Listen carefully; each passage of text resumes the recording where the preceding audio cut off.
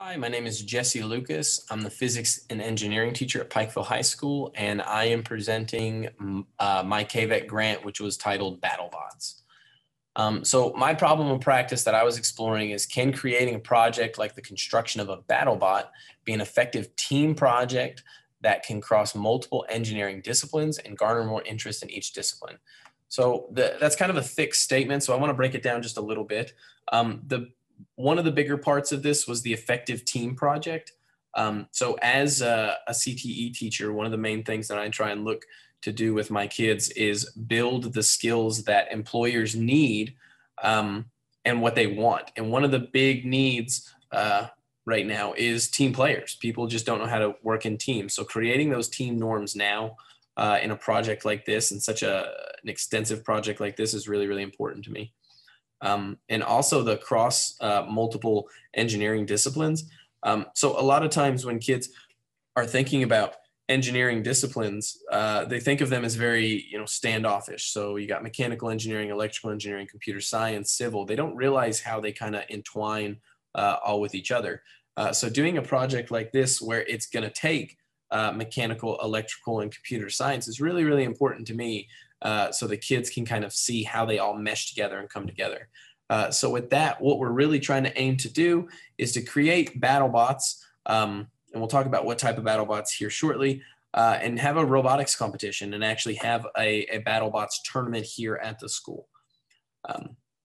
So the implementation in the beginning, what I decided to do was buy the ant weight bots. Now, what the ant weight bots are they're just little 1 pound, and I have one right here, little 1 pound battle bots.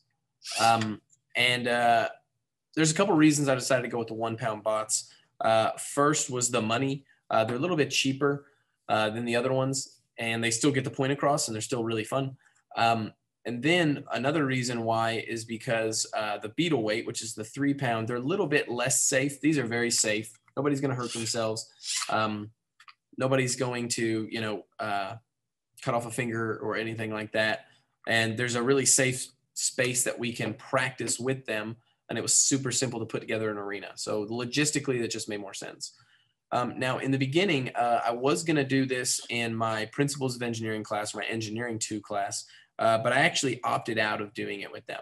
I actually ended up just doing it with my Intro to Engineering Design, which is my first engineering class. There's a couple reasons why. One, I feel like my first year class is really advanced. So I was afraid, and you can see kind of on the slideshow, I was going to do the more advanced bots, and I'll show you those here in just a second, a picture of them. I was going to do the more advanced bots with POE because I was afraid that the first year class wouldn't be able to do it. But as the year progressed, I have a lot of confidence in the first year, and it's worked out really, really well. And the plan right now is we just built them, and we're just starting the reverse engineering project. And I'll walk you through exactly what that is a little bit later as well. But it fit into the Engineering 1 curriculum so much better and really seamlessly. So with the resources and the personnel, so I ended up buying BattleBot kits from 2 different FingerTech carriers. So FingerTech is the company that you're really looking for. And I bought them from 2 different places. I bought them from the Robot Shop, which you can see right here. And then I bought them from a guy named Brandon Kittenridge, and I'll talk about that here just shortly. So I bought them from 2 separate locations. One of the reasons why is I just wanted some variation in the actual design of the bots for the kids. And connections I made during the research, I actually made some really, really good connections. So if you've never heard of Newton's Attic is a place in Lexington, Kentucky. And they do a lot of STEM stuff with kids. Kids go there on field trips and things like that. And they actually have about 150-pound battle bots. So I actually reached out to them and talked to them. And we're right now talking about kind of a partnership where they're going to train some teachers to actually create a BattleBot league. And I'll talk about that shortly as well. I also met Brandon Kittenridge. Like I said, I bought some kits off of him. And the really cool thing about him is he actually has a bot that's going to be on the Discovery Channel BattleBots. So he's just given me a plethora of knowledge. He's helped me with troubleshooting on the bots. And he's been a great resource to me when when I'm trying to work through this. And I've also talked to KVEC about trying to do some of the other stuff with this as well. So with that,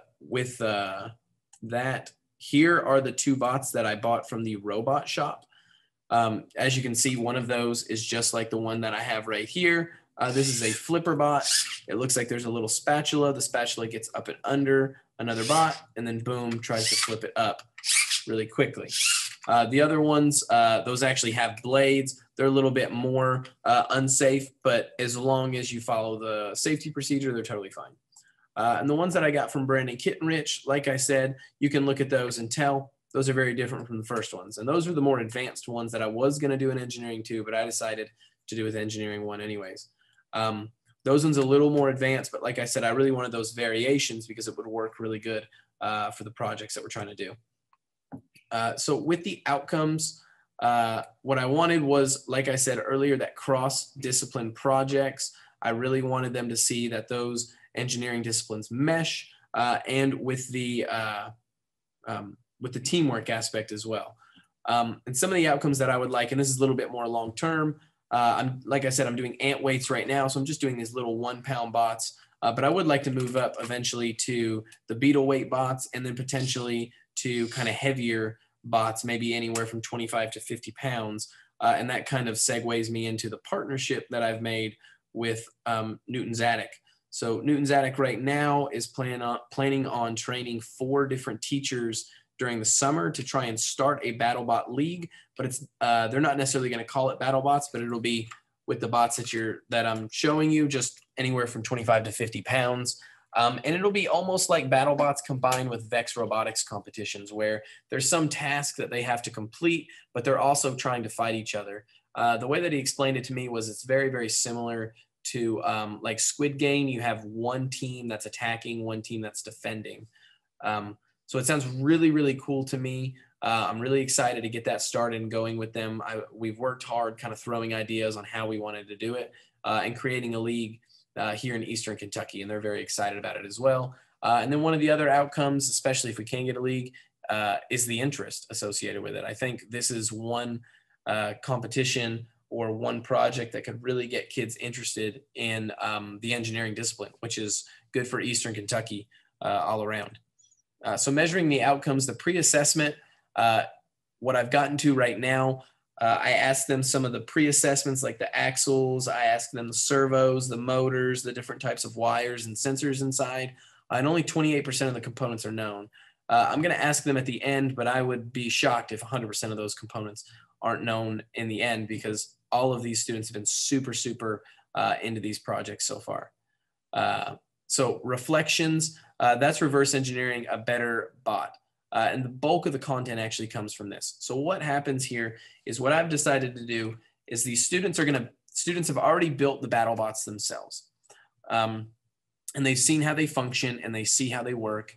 And now their goal right now, and they're right in the middle of it right now, is they are reverse engineering ways to improve their bot. So everybody has their kind of blank bot that they start with, and they have to design a way to make it better. Then they have to create it on Autodesk Inventor, which is a 3D designing software. And then we're going to actually 3D print the improvements that they make on their bot. Then we will have the tournament. So that's a lot of reflection, a lot of systems thinking. They have to think of how all the systems are going to work together and how they can make them better, which is what engineering really is looking at a product, figuring out how to make it better. So I'm really excited to see the end product. They've done so well so far. It's been by far the most interactive project of the year. They've loved it start to finish. They love it every day. It's been great to work with them. And then soon we're going to have the BattleBot tournament where we've got 8 different bots. We'll have a loser bracket and a winner bracket. And it's really easy to directly associate any of the skills that these kids get with this project, because this is really the only project that I've really hammered hard with them, all these engineering concepts. Like I said, the pre-assessment, they only knew 28 of the components. So hopefully by the end, they'll know them all. And they'll get a better idea of that systematic thinking, that engineering disciplines all work together. They can work together as a team, and they can really reflect on a product that they make and make it better. So thanks for listening, and that is my project.